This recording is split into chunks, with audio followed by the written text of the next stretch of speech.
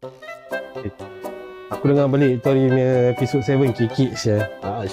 Tu episod best lah saya. Episod kita rancak lah. Aku dengar balik kikik lah. Aku pun ketawa-ketawa saya dengar. Tapi kau tahu that time pasal tu episod kan. Kita nak member Razan kena tidur luar saya. Saya Abang apa? abang dia asyik berbual nak kahwin dua. Kita dah warning dia apa? Dah cakap dengan dia tak nak dah dengar. bilang tak nak dengar. Padahal memang muka dia. Itulah. Sial lah ni budak.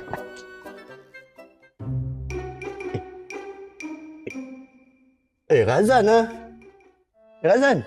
Assalamualaikum. Waalaikumsalam. Kenapa kau kat sini Razan? Kau buat apa kat sini? Kau Tidur luar lah. Sedih ke? Dia tinggal aku tengok orang rumah aku tengok ni. YouTube apa jalan frekuensi. Tanam aku. Aku dah bilang kau. Kau tak nak dengar. Nak kahwin 2, nak kahwin 3. Kau ni. Dan tentu isteri kau mesti tengok Yalah Frekuensi kat Spotify dengan YouTube. Betul. Kita dah memang kat sana. Nyesal Lagi kita live. Nyesal aku. Berubahlah nak.